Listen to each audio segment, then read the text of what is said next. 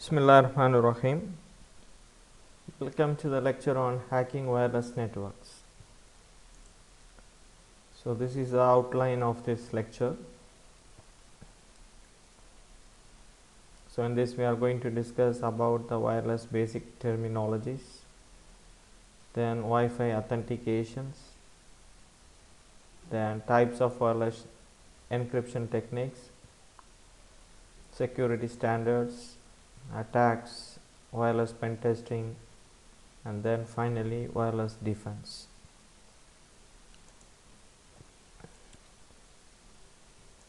So first let us discuss some basic terminologies. BSSID, Base Service Set Identifier. So that is the MAC address of an access point that has set up a BSS. So you can see this diagram. So here you can see the BSS. There are two BSS. Okay, so this first one consists of an access point and many stations. Okay, so the MAC address of the access point is nothing but BSS ID. The hotspot is nothing but place where the wireless networks is available for public use. Access point, you know what is the access point. Okay, so access point is a radio transceiver that connects a network via an Ethernet cable and bridges a wireless LAN with a wired network. So basically access point connects it acts as a bridge between the wireless and the wired network. Okay, so it gets connected to the network through a Ethernet cable and provides a wireless connection to the nodes in the wireless local area network. So SSID basically is a unique identity of a wireless LAN. Okay, you all know what is the SSID. Okay, for example, for this in the router we can configure the SSID, example alpha. So it is a unique identifier for a wireless LAN. So for example here this access point we can configure the SSID, unique SSID, and for this access point another SSID can be configured. So Bluetooth basically is a protocol or technology that is used that helps the communication between devices in the wireless network. Pre-shared key is a key that is shared between the station's client and the access point. Okay, so which is used for authentication, and also eventually after authentication it is it helps in the process of confidentiality between the clients and the access point. So QR code basically quick response code is it's a barcode which is available in some routers using which we can connect to the wireless network. And if not available, for example you want to provide a QR code for your network,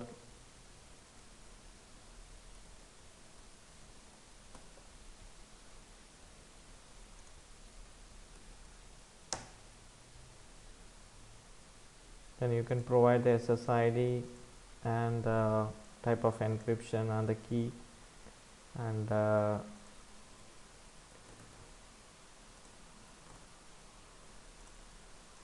you can create a QR code. Okay, like this.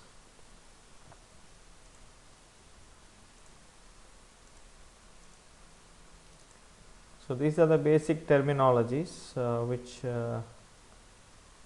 is related to the wireless network hacking concepts. Then SSID, just now we discussed, okay, it's a unique ID number which is assigned to a wireless area network, and SSID is a token to identify a 802.11 Wi-Fi network. So it's identity value which is assigned to a network. By default, it is a part of the frame header sent over a wireless local area network. So when the access point sent beacon to the in the air, advertising itself to the nearby devices, this SSID is part of that frame. Okay. So it is acts as a single shared identifier between the access point and clients. So this SSID basically associates a client with an access point. So when the basically the client devices can scan and find the nearby available networks using the SSID, if it is visible, sometimes we can configure in such a way that it is not visible also. So if enabled, okay, the access points continuously broadcast the SSID to the client machines. So the access point, they inform the devices within their range about the availability of the access point. So they send some frame that we call it as beacons. So the SSID is part of the beacons which are broadcasted in a wireless area network. So it is a human readable text. Actually, the maximum size should be around 32 bytes. Okay, so here we have given a name, no? So this SSID, it should be in the form of human readable format. The maximum length is 32 bytes.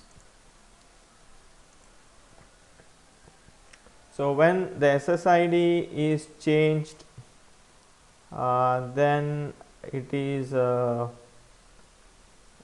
very important and must for the client devices to reconfigure the SSID in the client devices. So if you change the SSID details here, then it would disrupt the connections. Once again, you have to reconfigure the SSID name in each and every client devices which are which wants to connect with a particular access point, okay, with a particular network. So you have to reconfigure the SSID again. In a non-secure mode, in the wireless networks, sometimes the SSID is not taken into account. Okay, so a non-secure mode allows clients to connect to the access point using the configured SSID, a blank SSID, or an SSID configured as any. So this is in a non-secured mode of connection. So always it is important not to go with the default values as far as the wireless network configuration is concerned. So we have to configure in a highly secured manner, so we should avoid the default settings.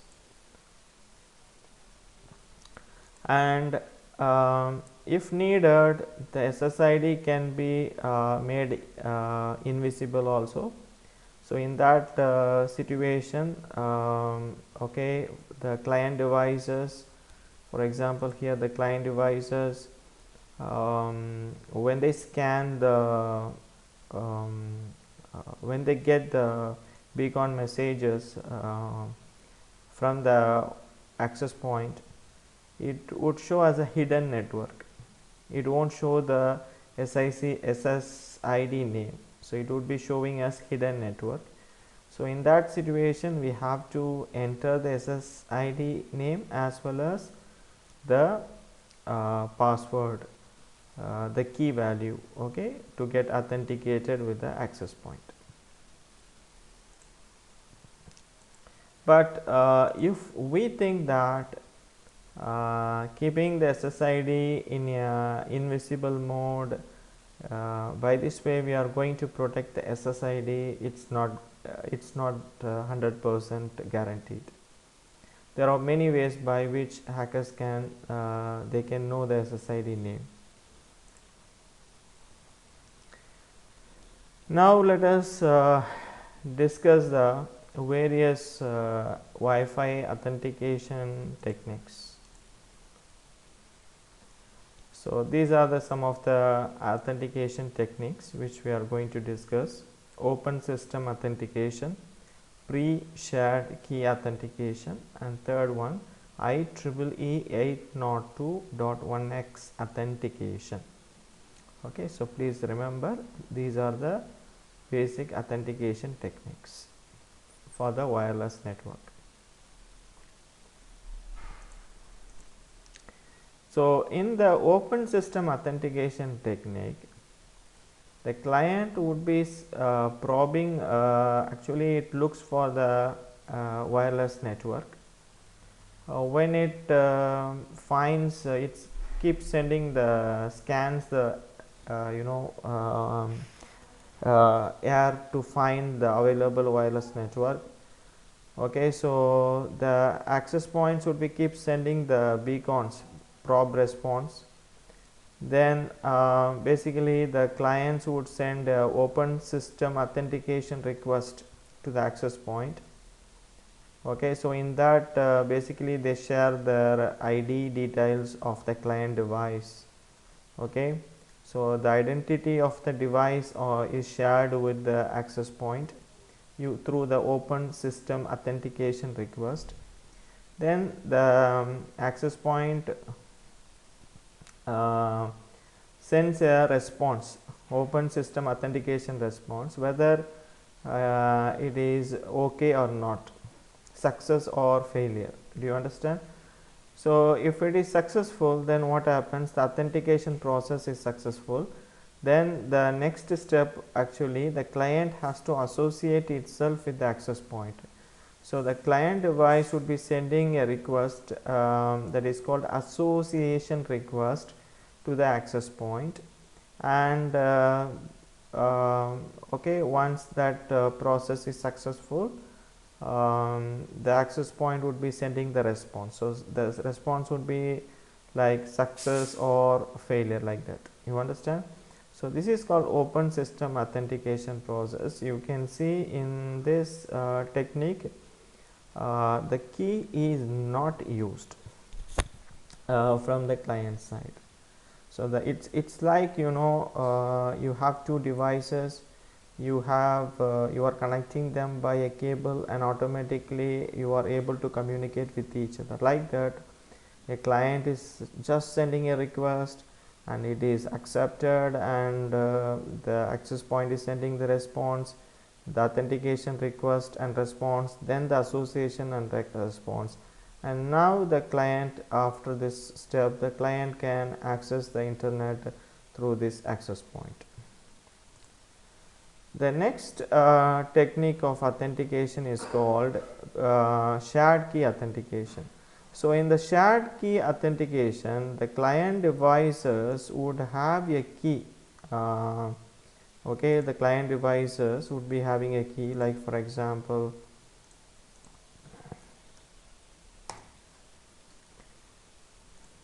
so this is what I want to tell you. See, the default is admin. So please don't rely on the default values, always just go for the change the values. So wireless security, you have your pre-shared key here. Okay, the mode authentication is, this is the authentication. okay, WPA or WPA2 with pre-shared key. Okay, so here,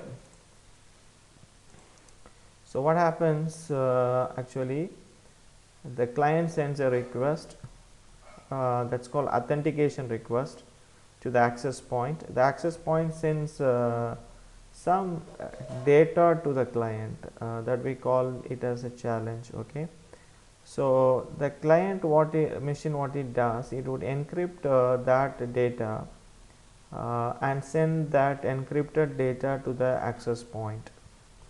Here you can see that the key is not exchanged between the access point and the client.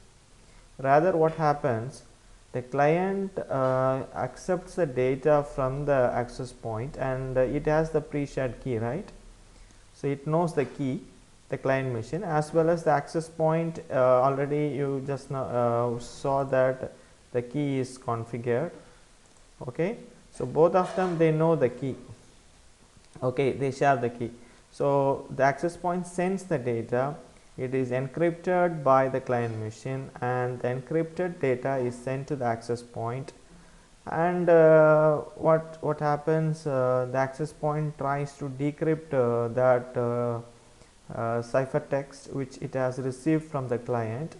If it is successful, then it implies that that the key what the client has is the genuine one, correct one. Okay, so the client key is successfully authenticated by the access point.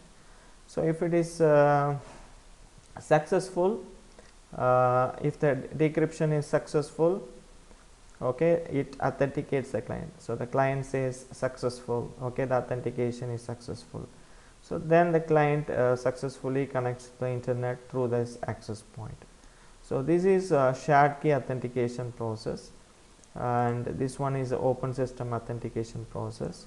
Now let's see the third one, that's called 801x authentication. Okay, so Wi-Fi authentication using centralized authentication server, the third one. So we saw that there are 3 authentication. Now let's see the third one.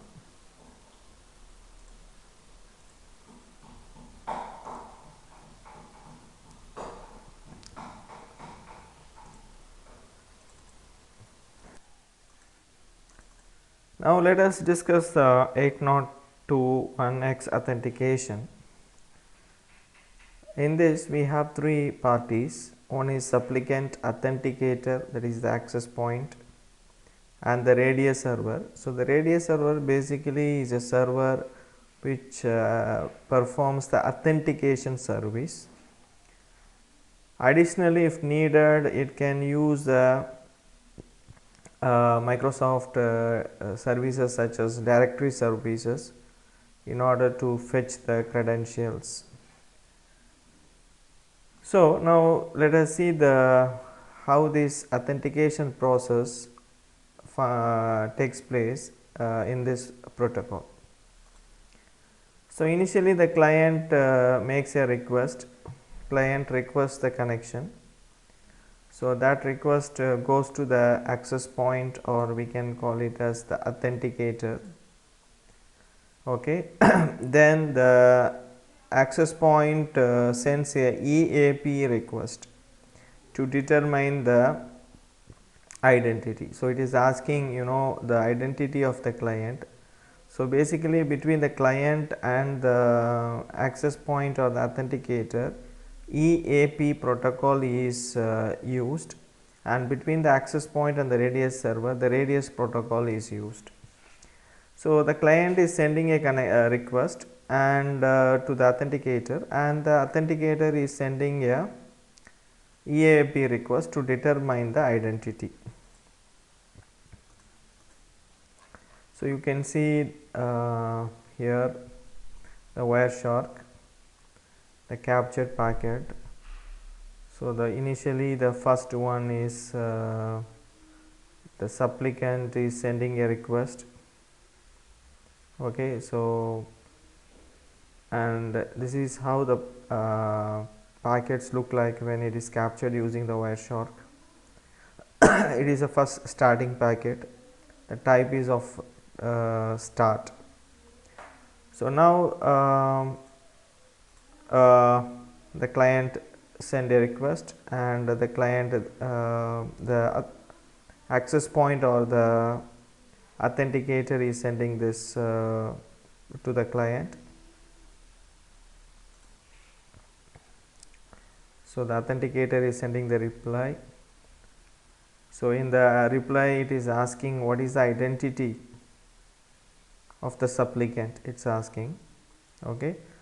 So what protocol is used between the supplicant and the authenticator, that is access point, is extensible authentication protocol, that we call as EAP in short. So extensible authentication protocol is used. Now third, the client or the supplicant is sending a response for this number 2 request. Here the client is sending a response that is called EAP response with identity. Identity means like the username is sent to the forwarded to the access point.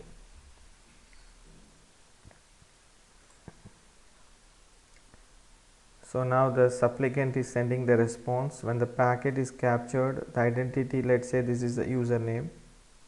Okay. So it is EAP response. Okay. The identity is forwarded. Now that would be forwarded once again from the authenticator to the Radius server, authentication server. And you can see this protocol is Radius access request. Radius protocol is used. Radius protocol is used between the authenticator and the this one. What is this? The Radius server. The Radius protocol is used. So now this is the EAP response is forwarded to the Radius server through the access point or the authenticator through a port. Here actually there is a port, this port is called uncontrolled port. So through that port this traffic is forwarded to the Radius server. So the identity which is sent by the client is sent to the Radius server via the access point using the uncontrolled port. So here the port is uncontrolled port. Okay. Now the Radius server,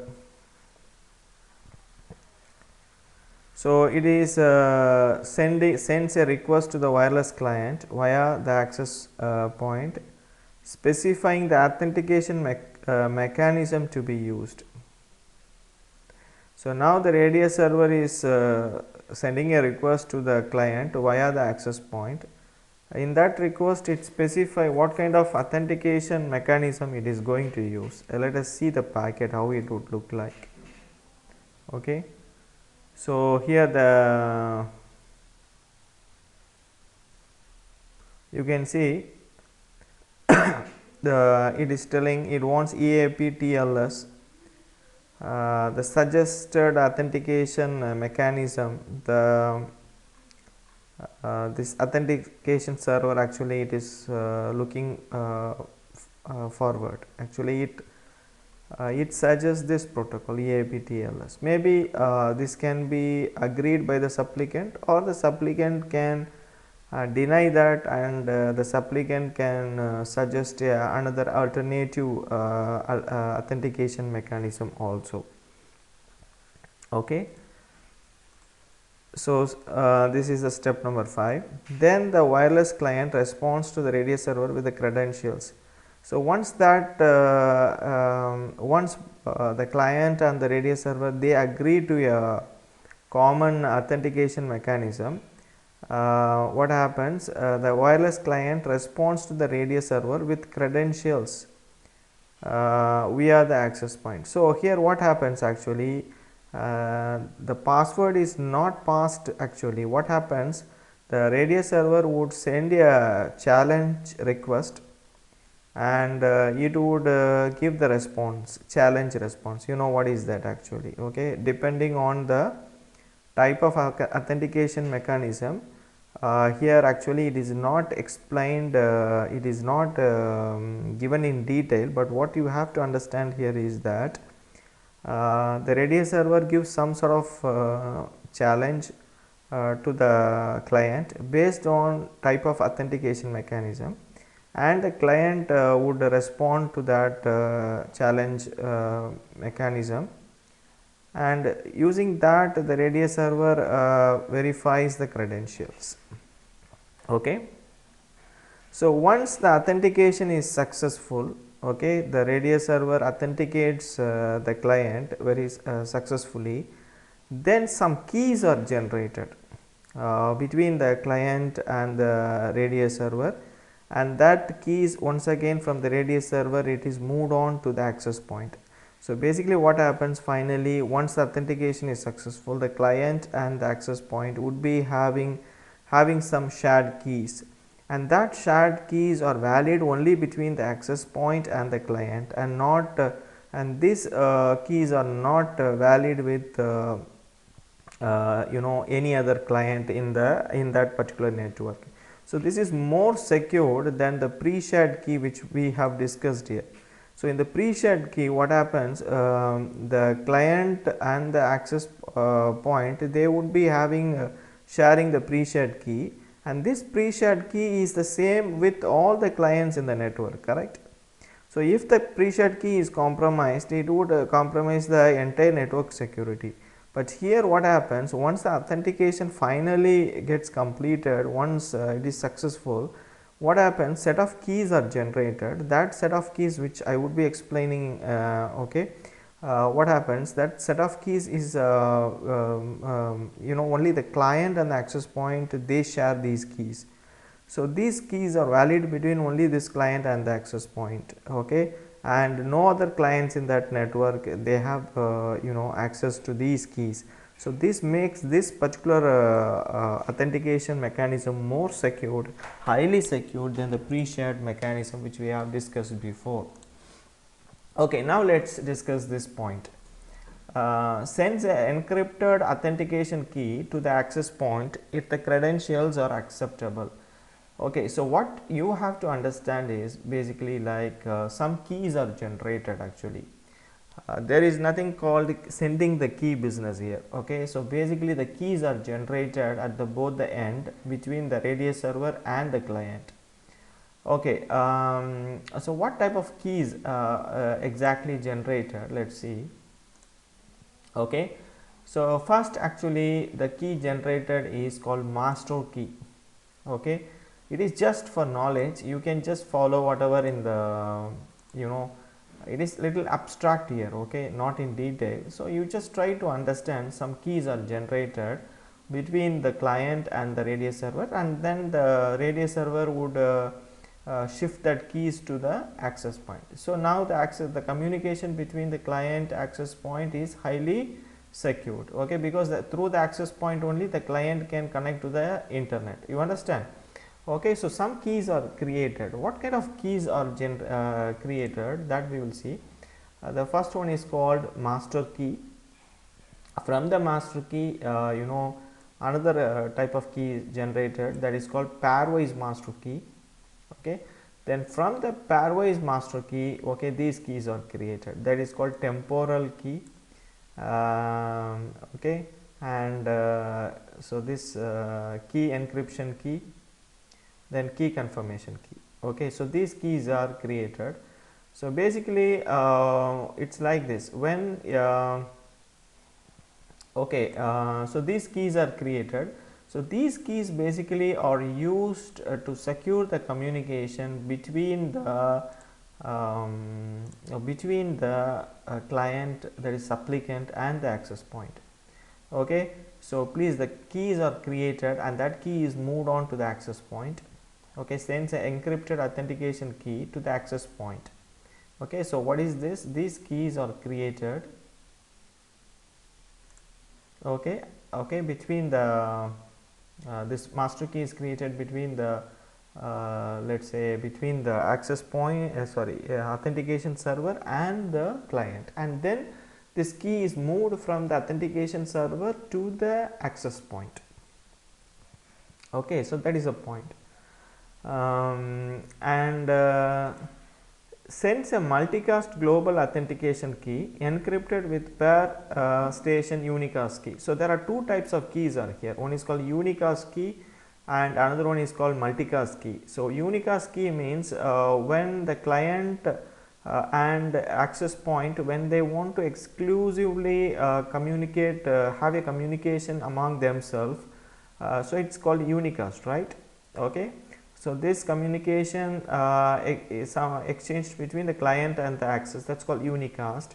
So for that there is a key, that key is called let's say this okay, so key encryption key from the PTK it is generated. So it is for unicast traffic, unicast traffic. So between the it's between the access point and the client, any communication, the unicast key would be used. Once again, what happens is that sometimes the access point has to send a broadcast message or let's say multicast message to many sys nodes in the network. So for that there is a key, exclusive key, which the access point would like to share with the client, that is called multicast global key. Okay, so that we call it here as temporal key, PTK, temporal key. So master key created from the master key, pre-master key is created from the pre-master key, pairwise transient key PTK is generated. Okay, and then from these different categories of keys are derived, and among that this temporal key is used for the multicast session, and this one is used for the unicast session. So when the multicast session key has to be generated safely between the client and the access point, the unicast key is used for that particular purpose. Is it clear to you? So this is how the authentication is happens using this 802.1x authentication protocol. Okay, now let us move on to the next topic. Now let us discuss the different types of wireless technologies, encryption, security techniques that are used in the wireless networks.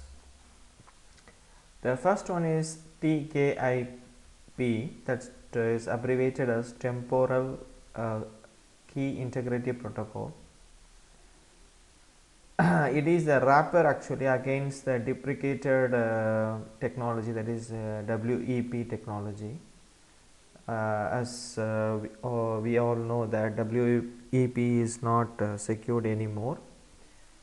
It is a compromised security protocol to be used in the wireless networks. So this TKIP is used as a wrapper around the WEP. So TKIP basically provides the message integrity check as well as the confidentiality in the wireless networks. So TKIP basically uses RC4 for the encryption. Explicitly the TKIP uses RC4 for the encryption. Then CCMP is the encryption technique that uses the AES, Advanced Encryption Standard. Okay, and this is an alternate for TKIP RC4. So CCMP AES is the alternate for TKIP RC4 combination. Okay, so you know the radius is the authentication server, AES is encryption standard that is used along with CCMP to provide the confidentiality. Okay, so basically the WPA2, so we have different security mechanisms, modes available. WP is not safe anymore, it is easy to be hacked actually. It has vulnerabilities which can be used by the hackers to easily find the key which is used for the getting authenticated with the access point. Then another one is WPA, and then WPA2. Okay, so these are little WPA2 is a highly secured one. So once again, this WPA2, if an enterprise means it, if you go for this option, then you have to go and configure the radius server, which we have discussed just now. Okay, so now just pre-shared key. So we have two options, WPA2 with pre-shared key, or another option is enterprise option. So if you go for enterprise option, then you go for this 802.1x authentication, which we have discussed here. Clear? So these are the different security modes available. Okay, so TKIP basically is used in WPA, and WPA2 uses AES and CCMP. Okay, and AES is the encryption standard which used along with CCMP to provide the confidentiality. So WEP it uses RC4 for encryption. This is the key length. Okay, the key rotation is no. And WPA uses the TKIP with RC4. Okay, so I have told you the TKIP is just a wrapper around the WEP. Okay, so it uses the RC4 and TKIP for message integrity and authentication and confidentiality. The key length is 128, key rotation is S. WPA2 uses the AES, very advanced concept, advanced encryption standard, highly secured, and the key length is 128. So these technologies, once again, you can go for either pre-shared key authentication, or you can go for 802.1x authentication. Okay, so now let us see how the WPA can be cracked. Now let us see how WPA encryption can be compromised. How to break WPA encryption. As far as the WPA is concerned, pre-shared key users user-defined password to initialize the TKIP, which is not crackable as it is per packet key, but the key can be brute forced using dictionary attack. I will explain in detail, but now let us just read the contents of this slide. Then second step, offline attack, that is, you only have to near the access point for a matter of seconds in order to capture the WPA, WPA2 authentication handshake by capturing the packets. Then you can crack WPA keys offline. You can use key tools such as AirCrack, AirPlay, Kismac to brute force WPA keys. De-authentication attack, force the connected client to disconnect, then capture the reconnect and authentication packet using tools such as AirPlay. You should be able to re-authenticate in few seconds, then attempt to dictionary brute force the pre-master key. I will explain in detail actually how to break a WPA encryption, but this should not be used in unethical way. It should be used in a ethical way. The WPA encryption, basically you should learn so that you can use the different mitigation techniques to safeguard from such attacks. Now basically wireless, let us begin this concept, wireless hacking concepts. As an ethical hacker, you have to have some hardware as well as software things in order to perform these hacking techniques, in order to exercise these techniques. First of all, we need a external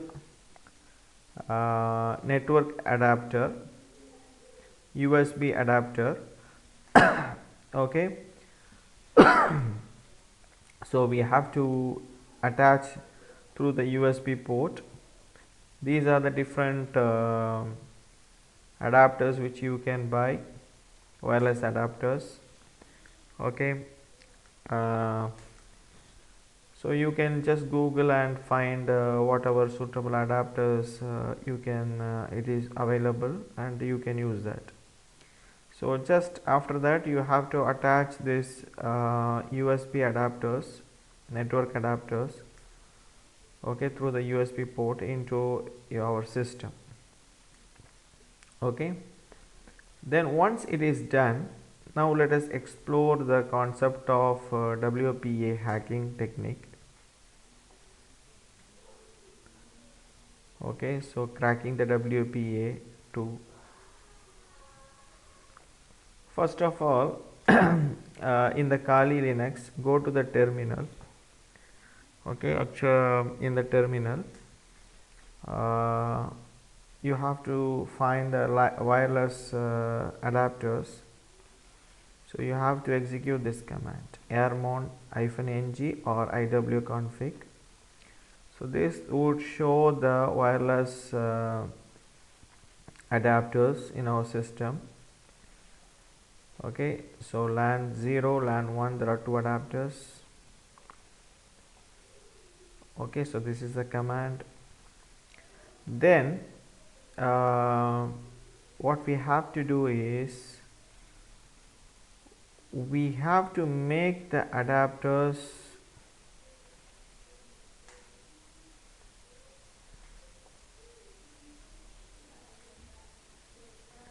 so airmon-ng, okay, or iwconfig. If you open the terminal in the Kali, and if you have already connected the network adapter, USB network adapter, external adapter into the system, then when you execute this command, it would show you the different adapters into the system. Okay, here you can see airmon-ng command. Here I have executed the iwconfig command. Now you can see this WLAN 0, this adapter is in managed mode. So in the managed mode, actually we cannot sniff the packet in the air. So we cannot scan and find what networks access points are available, and we cannot find out their MAC address and all the signal strength, everything we cannot find. So in order to do scan and collect information about the different networks that are available in the range of our system, we have to convert this wireless adapter mode from managed, which is the default one, into monitor mode. We should change from managed to monitor mode. Okay, so the second step what I am doing is I am just making that let me say this is the WLAN 0. This adapter I want to I'm just downing that ifconfig WLAN 0 down. Why do? Because I want to change its mode from manage to monitor. Then I execute the second command. Some services would be running that would interfere with our hacking processes. So we have to detect and kill that processes. Killing means terminate the processes. So these are the different processes. There is a command airmon-ng check kill would automatically kill the processes which would interfere with the wireless adapter monitor mode operation. So this is the second command we have to execute.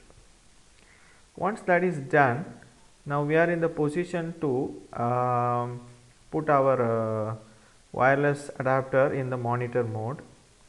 So this is the command airbound -ng start WLAN 0. This is the adapter name. So, or you have another option. If this command is not working, then you can use this command iwconfig LAN 0, that is the adapter mode monitor. So both command are same, does the same function.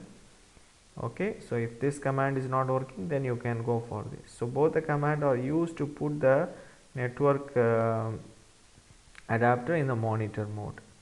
Then once this is finished, what we have to do is we have to make that adapter running up, because earlier we have down that adapter. So ifconfig WLAN 0 up. So now so far what we have done is we have made the adapter in the monitor mode. Now you can see here, if I execute the command iwconfig, I can see WLAN 0, it is in monitor mode. That means it can capture the frames or packets in the air. Okay.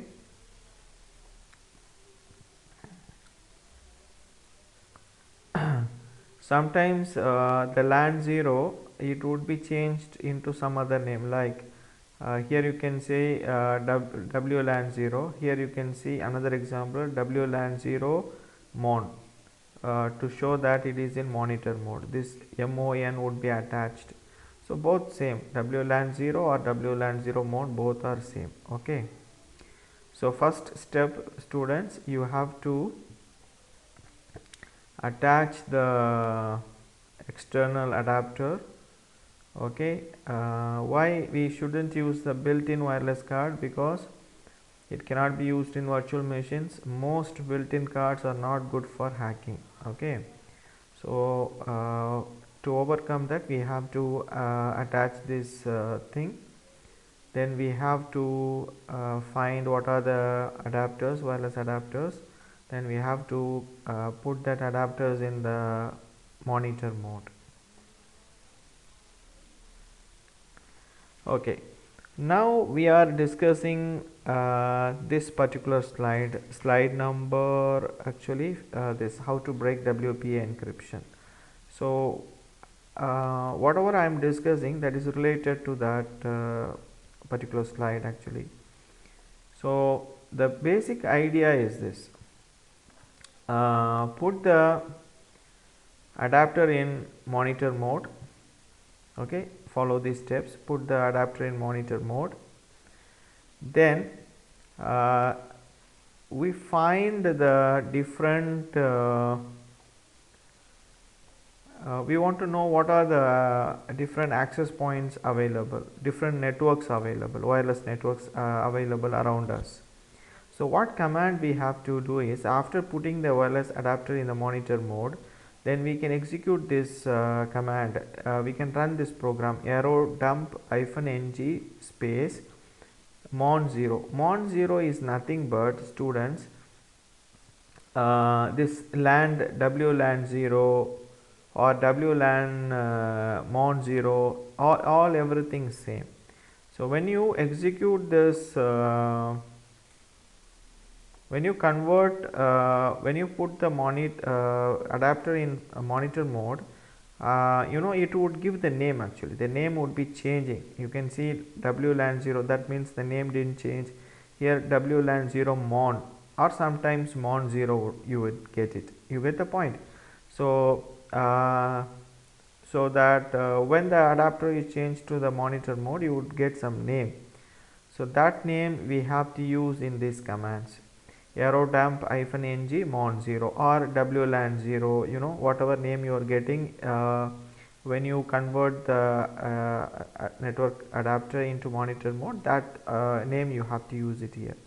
So what this command is doing is just finding what are the different networks available around us, their BSSID, MAC address, signal strength. So this indicates the signal strength. Beacons means the access point, they keep sending the frames to advertise them to the clients. Then what kind of encryption technique they are they are using. like WPA or WPA2, like that. What kind of authentication mechanism they use, like pre-shared key, etc. Okay, so all these things you can find it here. Okay, then the basic idea what is discussed here in this slide is, if you want to break the WP encryption, exactly is given here is, you just capture the traffic between the client system and the access point. That is, handshake will, when they communicate, before they do the communication, they will do handshake authentication process. Okay, they exchange some packets initially, right? That is called handshaking. So when they do the handshake, that packets are captured. Okay, so using that packet, we can, what we can do is, we can try to crack offline using the dictionary, using the brute force attack, and find the key basically. Okay, so what is this? So here actually it says that we have to use the brute force attack using dictionary. Okay, and just try to crack the keys offline. So how exactly done? Now so far what you have seen, how to put a network adapter in the monitor mode. Then second step is how to scan and find what are the different networks available using this command. Once we have done that, what we do is, we want our hacking machine, our Kali machine, to do a handshake with the access point. For example, let's say this is the access point, this machine, F8 23B2,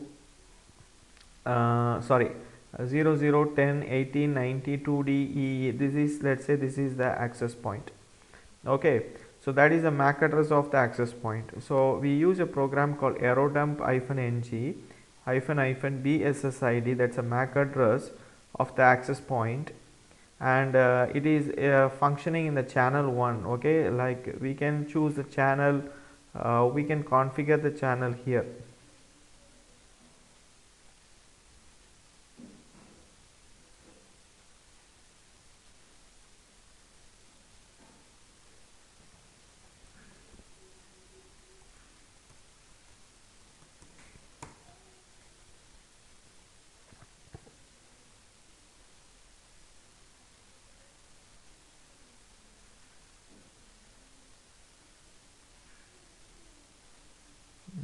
Just now I saw it here somewhere. uh,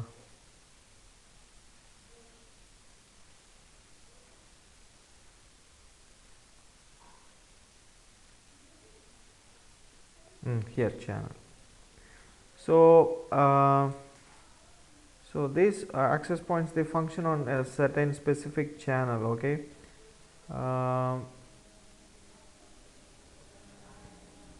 so we have to let's say we are using the previous command, we have found that this particular access point is functioning in the channel 1. So we give the channel 1, and now what's going to happen is, our system, the hacker machine, the Kali machine, would perform a handshake with the access point.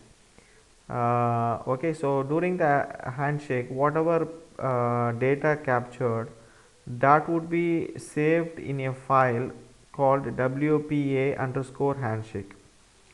Okay, it would be saved, the handshake details would be saved in the file called WPA handshake.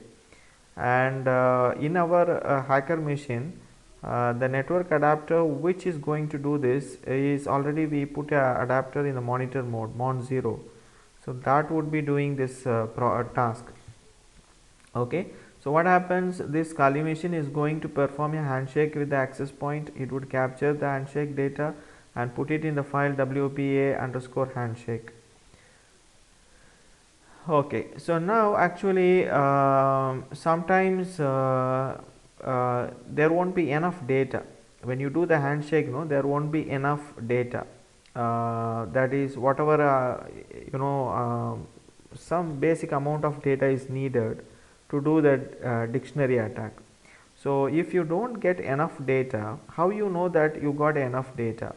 When you execute this command, here you have to say handshake.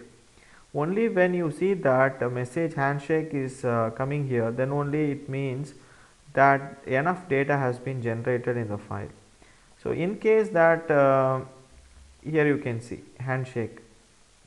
Okay, so that means enough data is generated.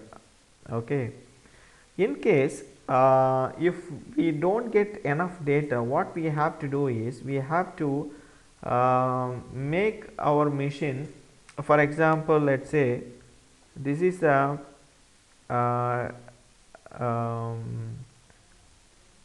so what we do is we do something called de-authentication attack. So we make specific let's say our machine. Okay, so let's say this is the MAC address of the access point and this is the MAC address of our system. What we do is we make our system de-authenticate with the access point. So when we do that, what happen again, it would do the handshaking again.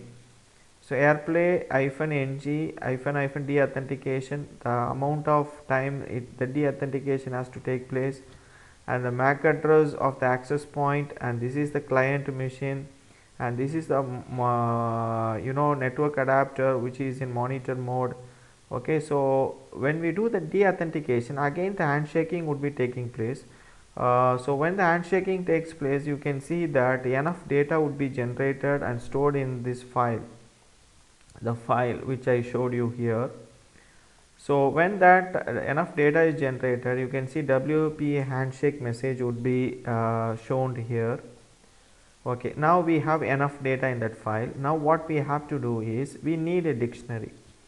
Okay, so in order to perform the brute force attack, set of passwords, predefined passwords we need. Okay, for that a tool called Crunch can be used. This is available in the Kali. Crunch, how many minimum number of minimum length of the password, maximum length of the password, what characters has to be used, and is there any pattern of password. Okay, then file name. Okay, so what happens, it will generate a set of passwords based on the criteria what we have fixed here, and that would be stored in the file. For example, let's say Crunch minimum 6, maximum 8 letters, and it should be having the letters A, B, C and numbers 1, 2, and it should be saved in the file test.txt. So what will happen, based on this constraint, passwords would be generated and saved in the text.txt. So now we have the dictionary that can be used to perform the brute force attack, and also we have captured the handshake between a client machine and the access point. Okay, using this specific command, using this command. Okay, when there is no enough data, we have done the de-authentication attack like this. Okay, so what happened now, we have the dictionary that has the password list. Now what we can do is this. So WPA cracking takes place like this. Okay, so during the handshake, whatever data captured and stored in the file, for that actually there would be message integrity check that would be stored in the file, which captures the handshake between the client machine and the access point. Now what happens, this message integrity check is based on these data. Now you take the tool what we are going to use, what it does is it would fetch the password from the dictionary, and for that it would compute the message integrity check, and compare that with the message integrity check that has been captured through the handshake. If they match each other, then from that way the password is actually guessed, brute force attack. So how it is done is like this: aircraft-ng. Now this file WPA handshake -1 dot cap, it has the handshake data. Then -w, this is the dictionary test.txt. This has the possible passwords. Okay, so when you execute this command, what happens? This aircraft-ng, it performs this operation with the handshake data, okay, and the dictionary, and finally it would find the password. But however, the dictionary what we have should have the correct password in it, otherwise the password cannot be guessed correctly. Okay, so this is the a simple way of doing offline crack of WPA technology. Is it clear to you? So this is what is explained in short in this slide. So please understand, WPA actually when you want to do attack, you need a brute force attack. For that you need a dictionary. So how you can do? You have to capture the handshake between the client machine and the access point and store that handshake in a file. Okay, and then you can crack that offline. So you need some programs such as AirCrack or AirPlay or Kismac to do the brute force. In case if there is no enough handshake data between the client and the access point, then we can do something called de-authentication attack that would disconnect a client from the access point, and again the client would try to make the connection with the access point. So in that process we can capture enough handshake data. That would be more useful for breaking the WP security mechanism. So this is how WPA or WPA2 can be cracked. Next is jamming signal. So an attacker, what he does, he generates signals, amplified signals that would interfere with the genuine network traffic. So what happens, this would interfere and make the genuine network traffic not possible. It can be considered as a denial of service attack, because the genuine network traffic is based on 802.11 is a CSMA or CA protocol. Okay, so it's like when there is a traffic in the air, actually the whatever the communication the system try to make, it would pass for some time and whenever the channel is free, then it would repeat the process. But when the channel is busy, the system would not try to send any data. So thereby yes, node or system is denied denied the option to send the data. So this is called jamming signal attack.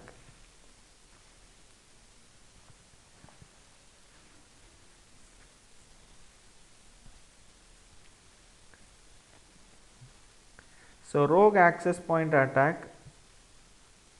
So rogue wireless access point placed into 802.11 network can be used to hijack the connection of legitimate network users. Yeah, from this easy to you can understand, wireless access point is generated with very strong signal. It would make the users to make use of this access point.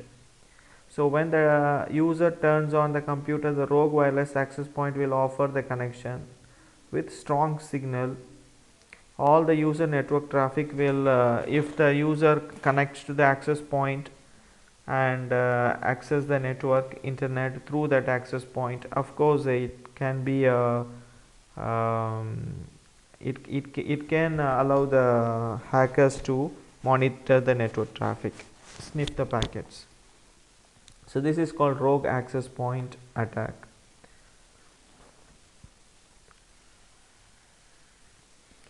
Misconfigured AP attack. Access points are configured to broadcast SSIDs to authorized users. Weak password. So what is misconfigured access point? Is like a weak configuration in the access point. For example, so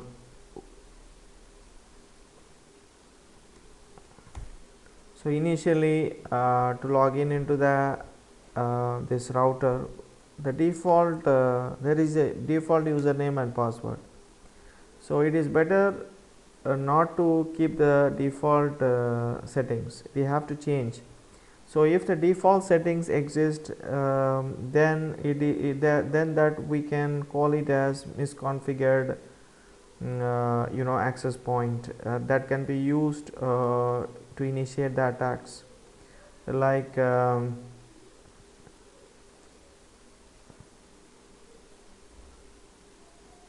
if possible we can make the SSID visible, then don't allow the default SSID. Maybe with the router, the routers come with some default SSID, so we have to change them. So we shouldn't keep the same default one.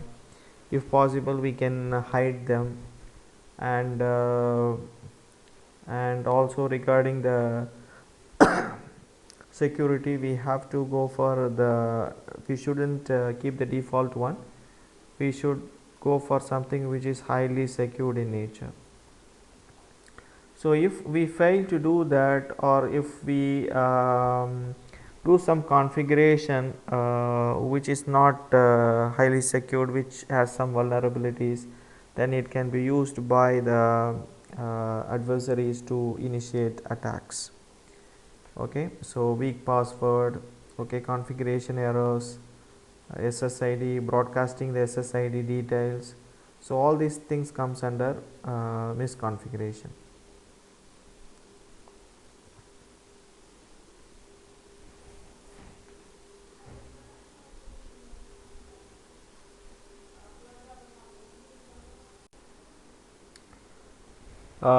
Soft AP is an abbreviated term for software enabled access point. So in any devices like mobile, laptop, we can enable the access point that you all know how to enable the access point. So we can enable the hotspot actually in the mobile devices, okay, and make them as access point, so that other client devices can connect to the internet through these hotspots. Now this can be used by the attackers. So the attackers can infect some devices, some systems. So they would make these make some devices as an access point in an organization, so that attackers can connect to the organization network through these soft apps, instead of connecting through the actual access point. They can use some devices within an organization and enable the soft AP in these devices, and through this AP, soft AP, they can connect to the organization network instead of the actual access point. So this gives them unauthorized access. Another type of attack is that attackers can set up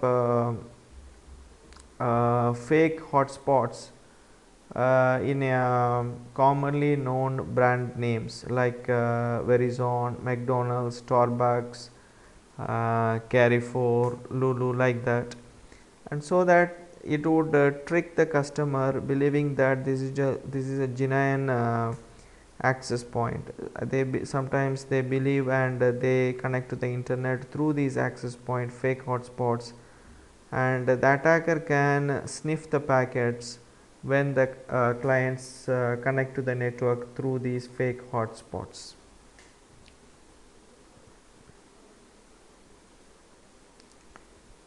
Now let us discuss the wireless pen testing framework. So how to pen test, penetration testing, which we have discussed in chapter 1, chapter 2, we have discussed these concepts, pen testing. So pen testing, what is the framework for pen testing the wireless network, that we will see now. These are the steps. First, discover the wireless devices. So what devices, wireless, basically what is given is access points. What are the different networks available, that we have seen here. So the command which can be used to find the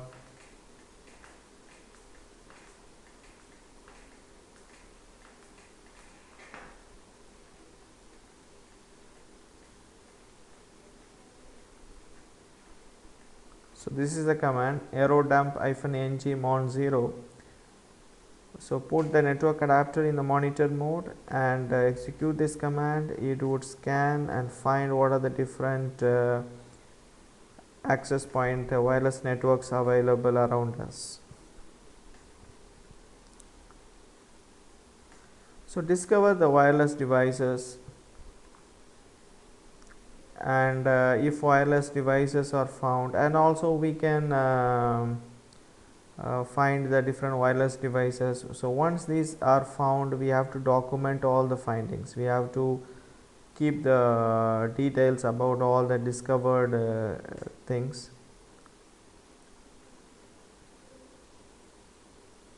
If the wireless device is found using Wi-Fi network, then perform general Wi-Fi network attack and check if it uses WEP encryption. So now using this command,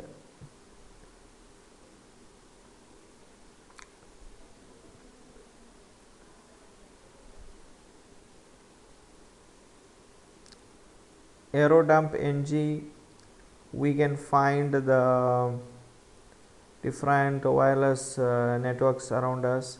So we can find what is whether they are WPA or WPEP, what kind of here you can see open authentication. So we can find what kind of security mechanism they have. Okay.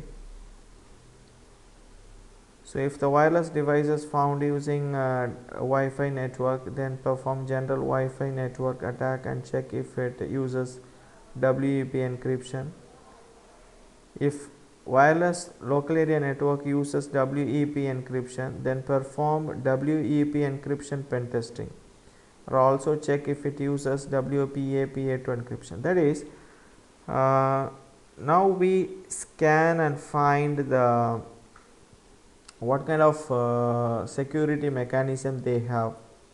For example, this access point with this BSS ID has WPA security mechanism, whereas the second one with this BSS ID, this access point has WEP in place. Already we know that WEP is less secure.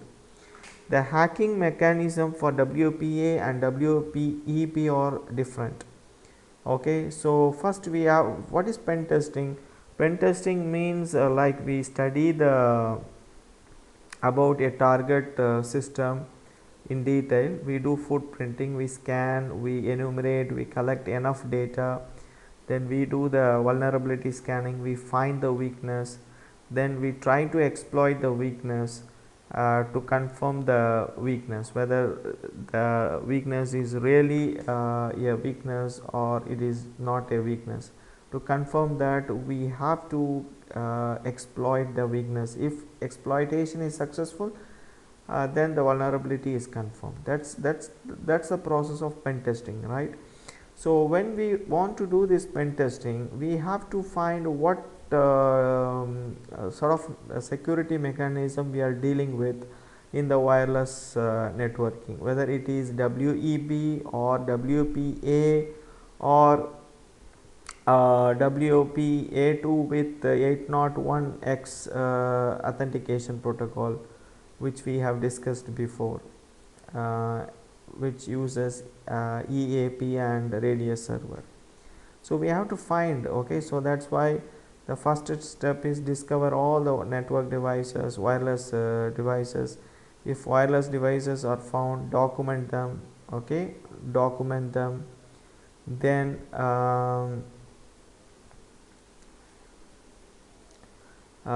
if the then try to find what kind of security mechanism they are using. Are they using WEP or WPA or WPA with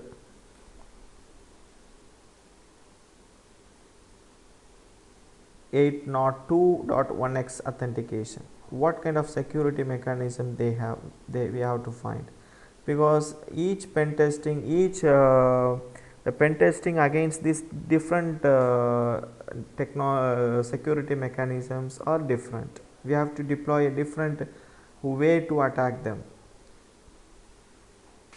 So if the wireless device is found using Wi-Fi network, then perform general Wi-Fi network attack and check if it uses WEP encryption. Okay, try to find, is it using WEP encryption?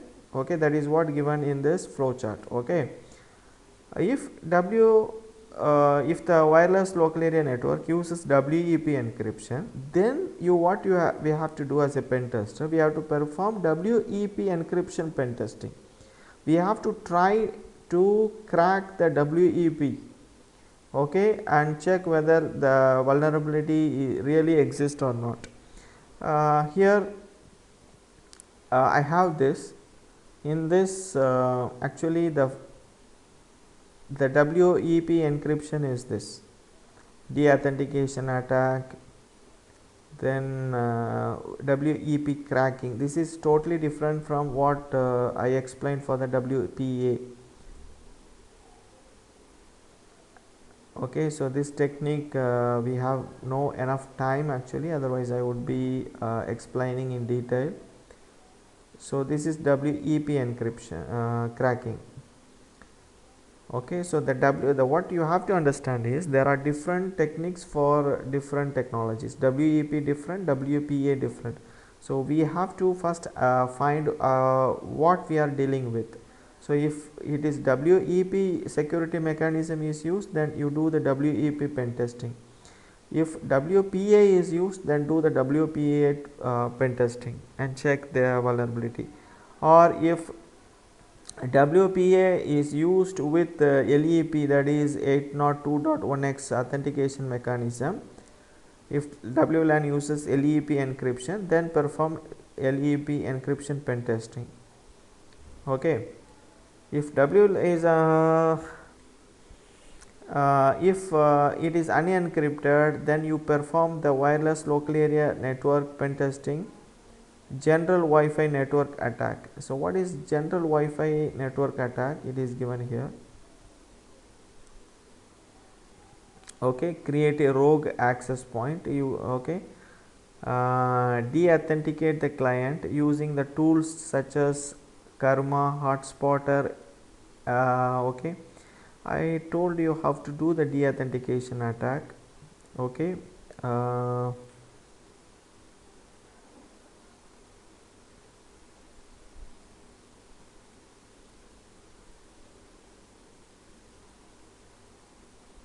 so here I am doing the de-authentication attack. AirPlay -ng de-authenticate.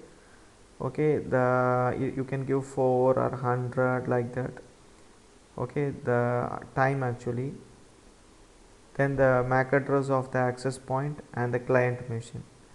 So using this actually we can make a specific mobile device to disconnect from the network.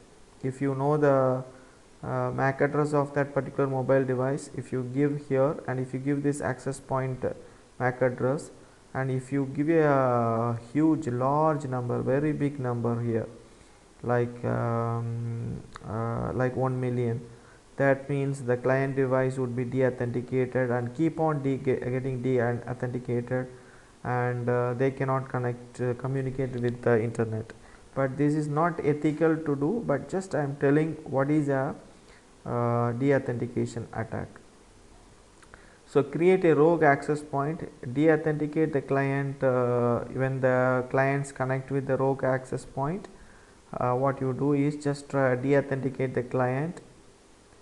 If client is de-authenticated, then associate with the client sniff. Then what they do, the client machine will try to reconnect with the access point, then capture the handshake which takes place between the client and the access point. Okay, then if passphrase is accurate, then crack the passphrase using the tools WZCook to steal the confidential information. Then you do the offline analysis of the, so whatever handshake data that is captured. So what we can do is we can do the offline analysis using the, for example, I showed WPA cracking. Just use some tools to and a dictionary, do the brute force, and in order to find the password. So this is called general penetration steps for all wireless network. So what are the different tools that can be used for Wi-Fi hacking? Aircrack-ng, Fern Wi-Fi cracker, CoreWPATI, Kismet, Kismac, Pirate. So I was using Aircrack-ng. This is inbuilt in the Kali. Okay, Aircrack-ng, Airplay-ng, Aerodump. So these are the tools what I am familiar with these tools. Okay, now let us discuss other concepts. Wi-Fi protected setup, Bluetooth, near field communication and radio frequency identification, Wi-Fi authentication options.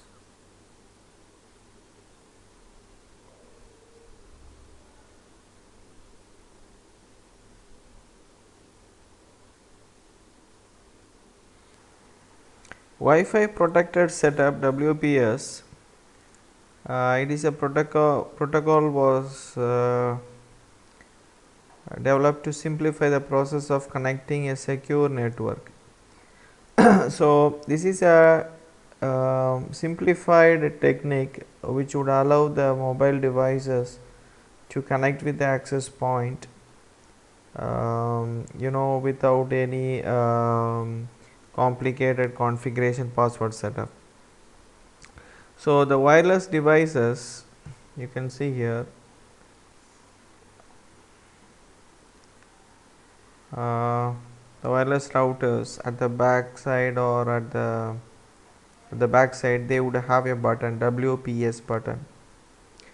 So we can press that WPS button to make it enable, and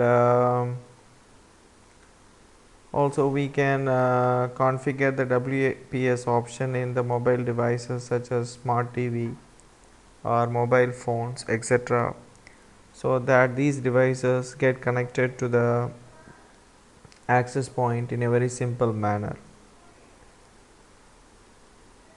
Okay, so Wi-Fi protected setup is a protocol was developed to simplify the process of connecting a secure network. It generates a random pre-shared key with minimum interaction with the wireless device.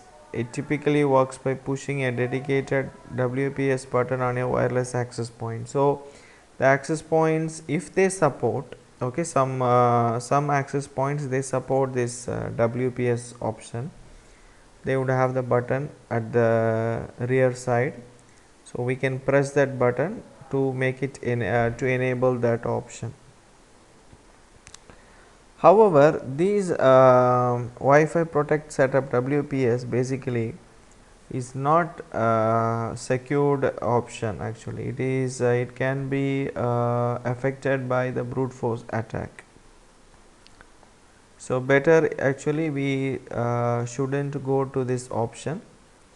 even though it is a very simple way of connecting the devices to the access point.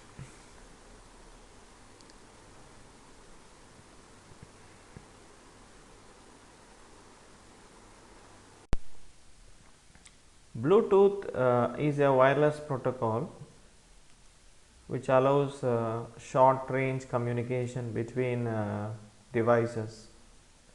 It operates in the set of frequencies referred to as the ISM band 2.4 gigahertz, and the standard is 802.11. So we all know aware of these Bluetooth technologies. Using Bluetooth technologies, mobile devices can communicate with another mobile device as well as the laptops, etc. And also we have Bluetooth keyboard, mouses, etc. IoT devices uses the Bluetooth for communication. So it has become a very important technology, for the communication of devices. However, Bluetooth technologies can be misused by the adversaries or attackers, and they can perform the following attacks. Bluetooth denial of service. So it is a denial of service technique, continuously sending a pairing request using some tools, okay, hacking tools. They can send continuous pairing requests to a particular device using the Bluetooth protocol, and deny the and make the device non-function. So thereby it causes the denial of service. Blue bugging is a way of attack in which the attacker or adversary gain access to the connects to the Bluetooth device, example mobile phone, and use the phone remotely without the user's knowledge. Then blue snarfing, it is a type of attack in which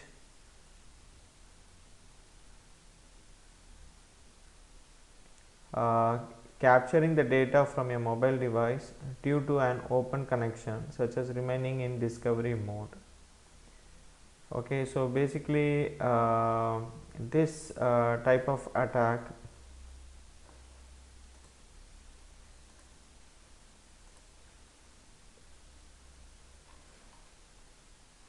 blue snarfing attack involves hacker covertly gaining access to your Bluetooth enabled device. So the attacker is able to gain access to the Bluetooth devices under this particular attack, and the attacker is able to access the informations such as addresses, calendar information, mobile equipment identity, and IMEI data. So a hacker could route your incoming calls to his cell phone. So such kind of things can be performed by an attacker under this attacking concept, blue snarfing. Then blue jacking. So under this attack, attacker can send unwanted message from a mobile device. Okay, Bluetooth devices have the ability to send wireless business cards.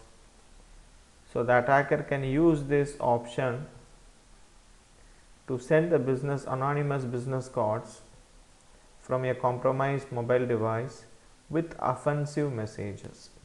So the attacker compromises a particular device, and through that device the attacker is able to send some offensive unwanted messages.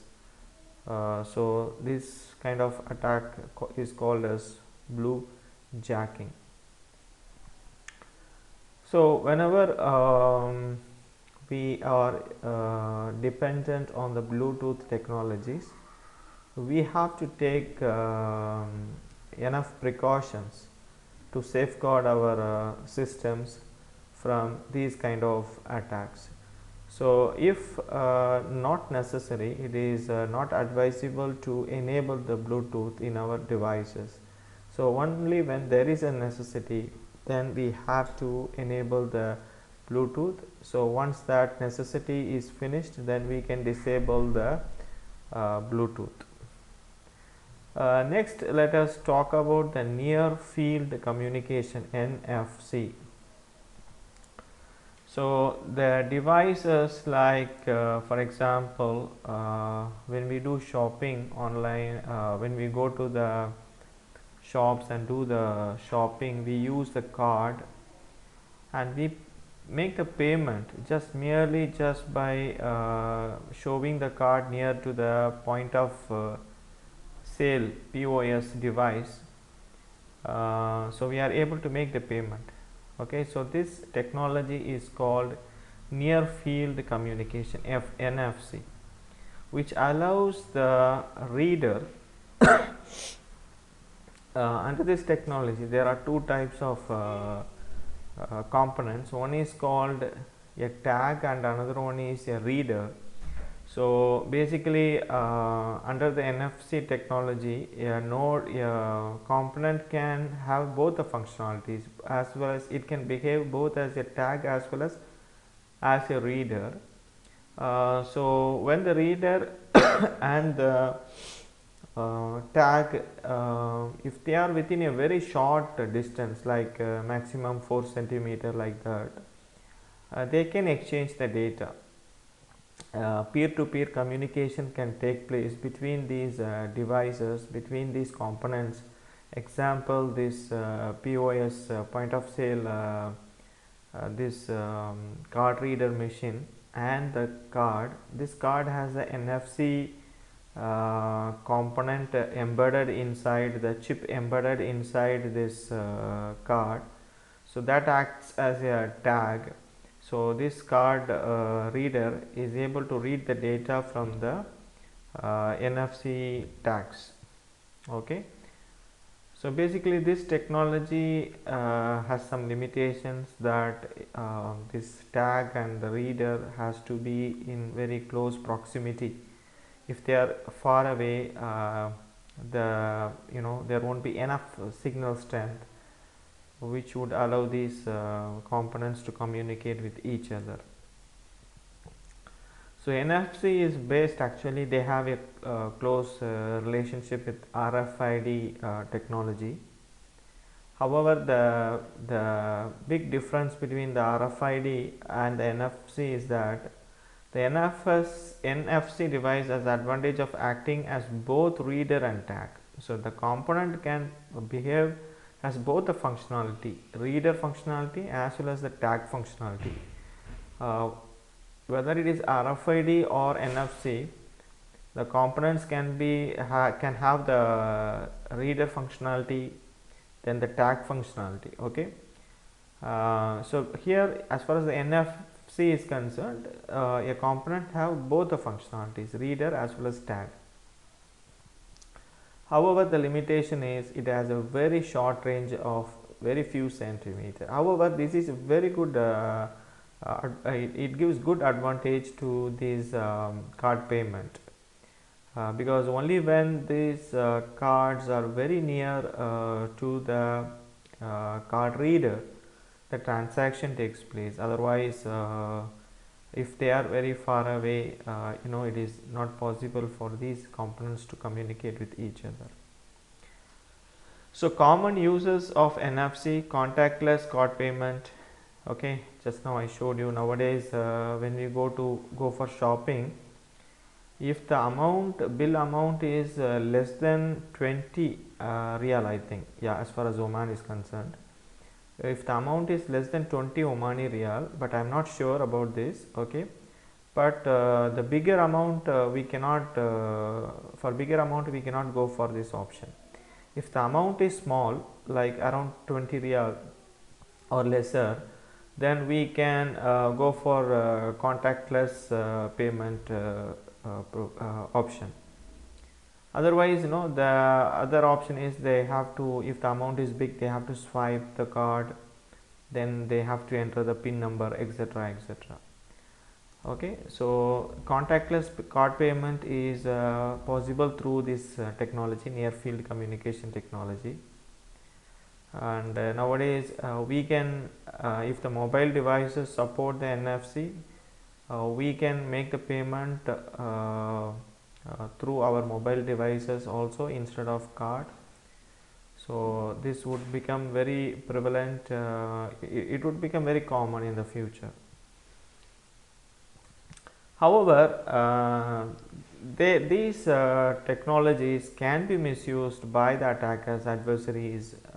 They always try to manipulate the things, whatever technologies which are beneficial to the common people, that technologies they try to manipulate, they try for weakness, vulnerabilities, and they try to exploit, of course. So the NFC technology also can be misused by the attackers. So the use of rogue NFC reader to capture the data from the NFC device. So the attackers, they can set up rogue NFC reader devices, and when it comes closer proximity with the card, basically what happens, these cards they emit some radio waves.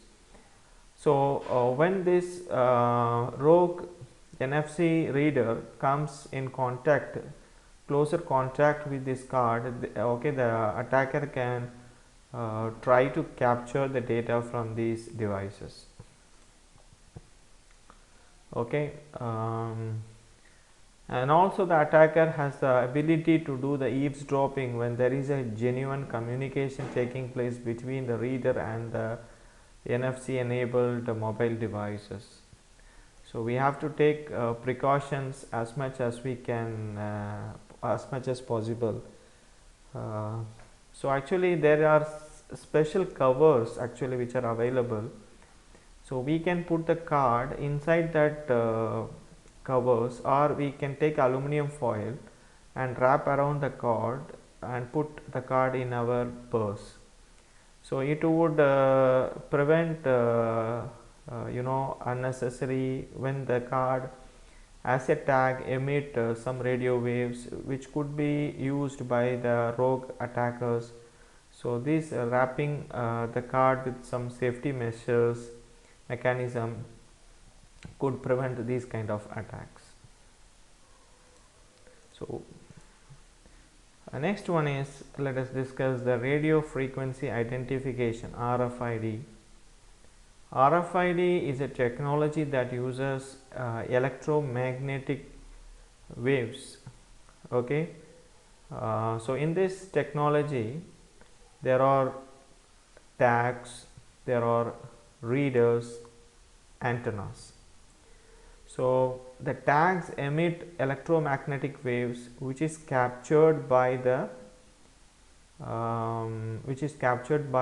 reader, RFID reader. So the RFID technology allows these components like reader, RFID reader, and the tag to exchange information. So the reader can read some data from the RFID tags. So there are two types of RFID implementation tags actually. One is called passive.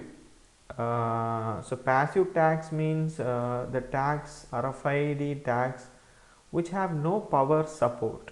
Okay, there is no regular power supply, and so they get the power, when the reader try to read the data from the tags, when it send the waves, radio waves, from that radio waves, the passive tags gain some power, energy. Active tags are the one which continuously get power supply. So these active tags, they can emit radio waves for longer distance, whereas the passive tags, they cannot emit the radio waves for longer distance. Okay, so common uses of RFID, they are used in anti-theft tags, toll systems, inventory management. For example, you can see here the toll system. Okay, the automobile device would be having a tag, and this toll unit, okay, it would have a reader. So when they come in close proximity, the reader would try to read the data from the tag which is attached to this automobile. Okay, and the data would be transferred to a computer, and this is RFID based attendance system, employee or students attendance system. And this one, you can see the RFID based inventory control system. So each and every carton has a RFID tag.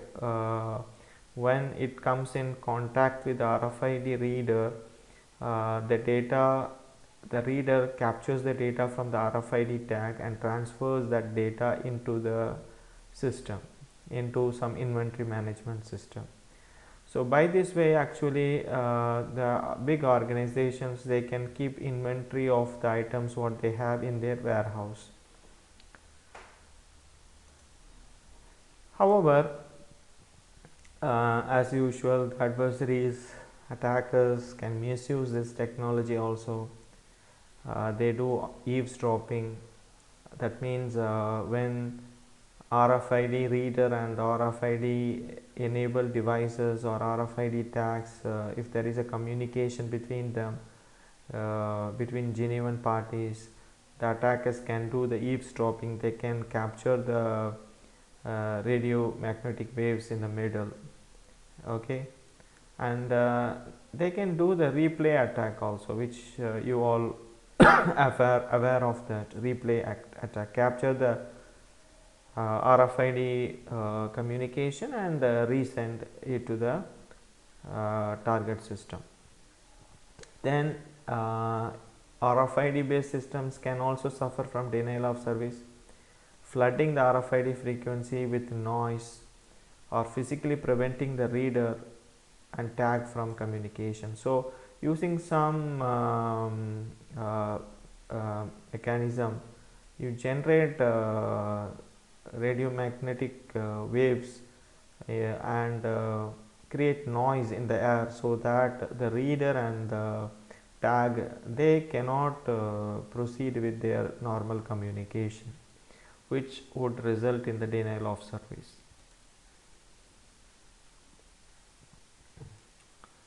So what are the different Wi-Fi authentication options? Already we have discussed in the beginning of this lecture. Open authentication system, then we have shared key authentication, then we have 802.1x authentication. Okay, so this is what repeated again in this part of this lecture. Open authentication, access to the Wi-Fi is open to any device without any authentication. The traffic on the network is not encrypted. The second one is WEP. This was widely used security protocol for security wireless networks before the introduction of so this WEP is a outdated one. It is not secured anymore. So when we configure the wireless network, when we configure the wireless access point, it is not advisable to enable this option WEP, because it is not secured anymore. It is easy to crack the WEP. It is already proven, and there are a lot of tools available which can be used to crack the WEP. Okay. Then WPA. Okay, we have WPA and WPA2 and now WPA3 is available.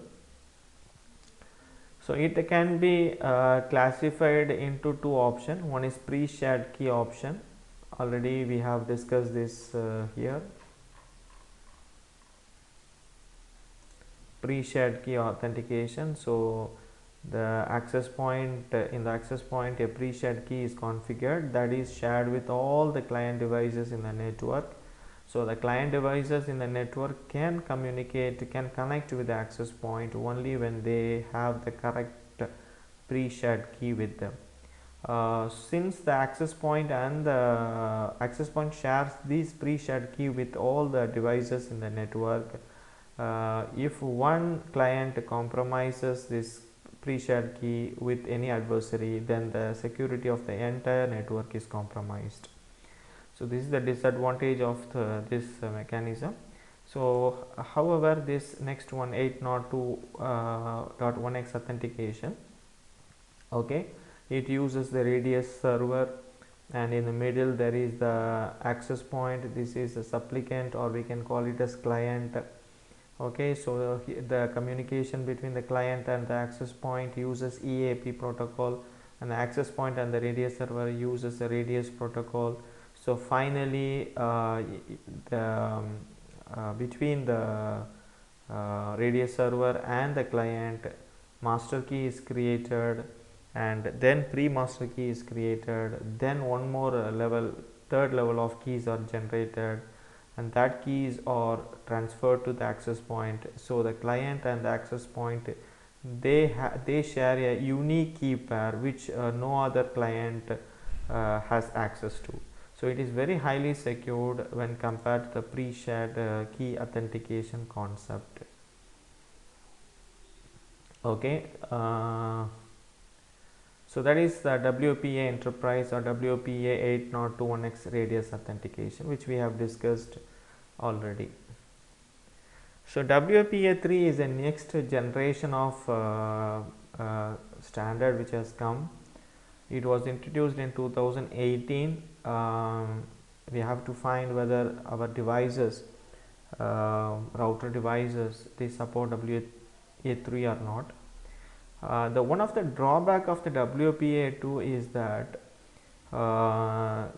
it can be cracked using the brute force attack. If the password is very weak in the WPA2, in the same lecture in the beginning part I have explained how to crack the WPA2 key actually. So if the password is very weak, and if the dictionary list has the correct password in it, if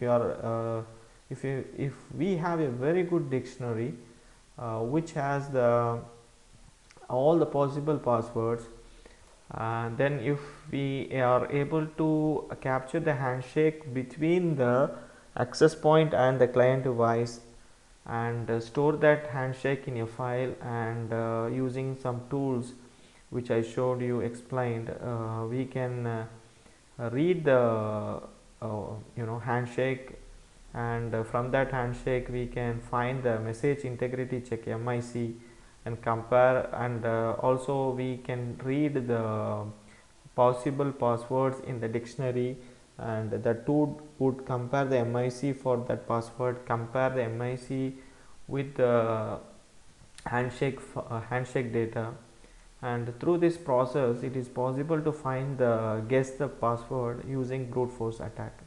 So to overcome this, WPA3 has some advanced features which is called as simultaneous authentication equals.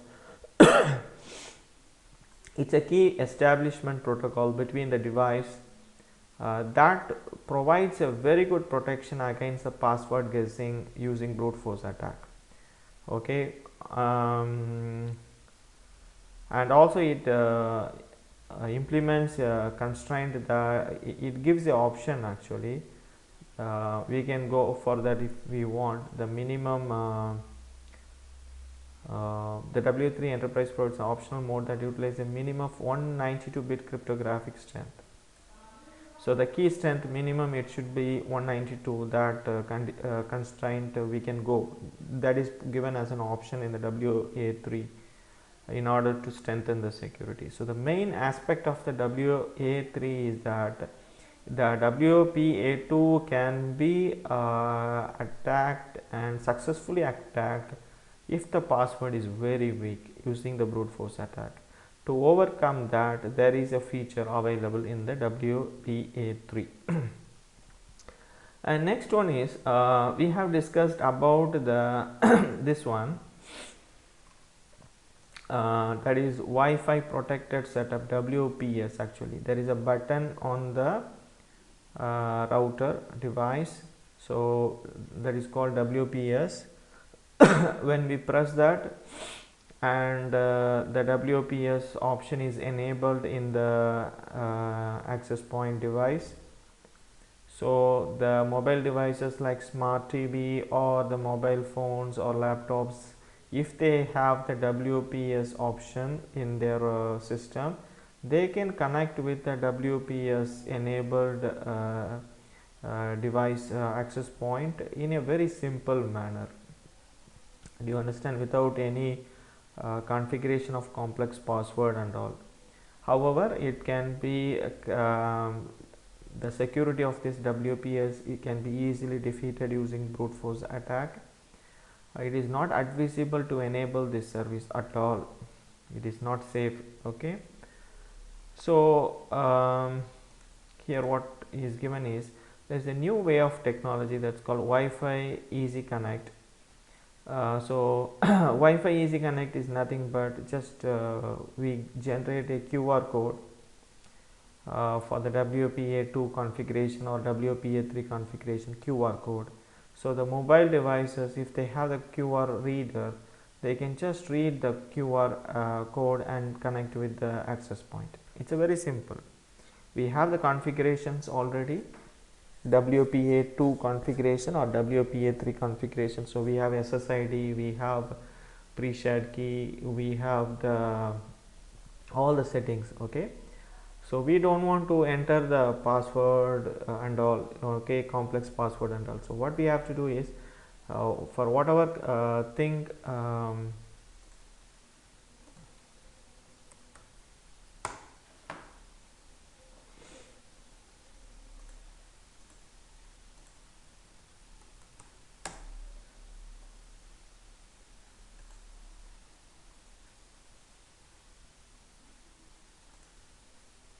so the QR code is available. If the we can have the QR code with us, and just we can make the device to read this QR code and connect with the wireless network.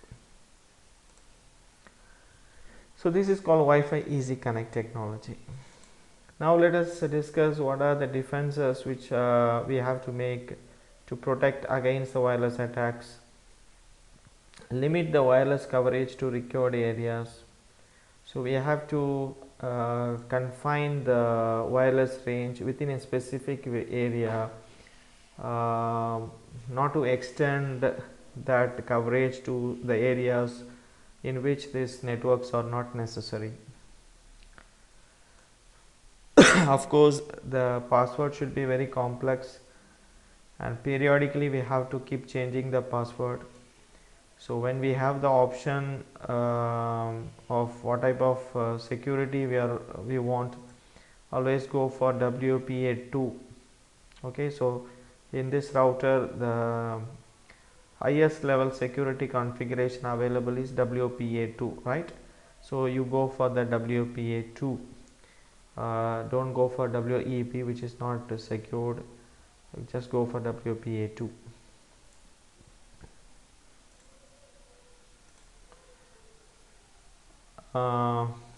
If possible, use the server side authentication. So what is server side authentication? Is this, now we are using pre-shared key for home networks. Pre-shared key is okay, more than enough.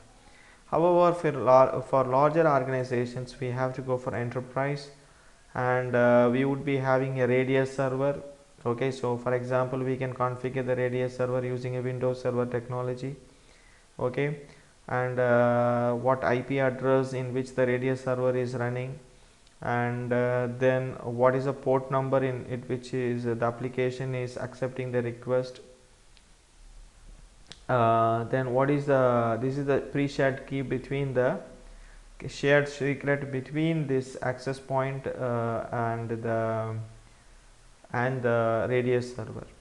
Okay, so it is very highly secured if you go for this option.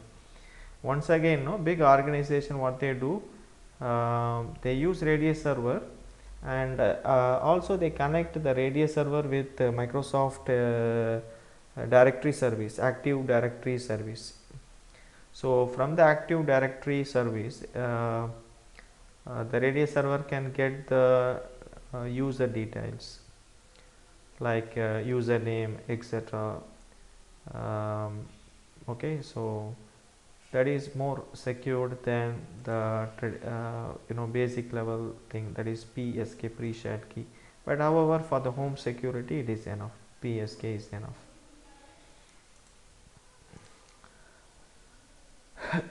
When there is no necessity, just switch off the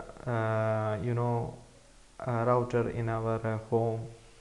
Okay, but in larger big organization it is not possible, but at least in the home, when there is no necessity, we can switch off the routers. And of course, you know about the WPS, don't enable that, it is not secured, so please just disable this option. Don't use the default settings in the access point. Just change everything right from SSID, username, password, and keep changing the password regularly. If possible, put the SSID in the invisible mode, and perform pen testing once in a while. Okay, like big organization, they have to perform the pen testing in order to find the vulnerabilities, in order to confirm the vulnerabilities, so they can take measures to strengthen the security and protect the ecosystem in their ICT ecosystem in their organization. With this, I hope I have completed all the things in this lecture. Okay, thank you very much.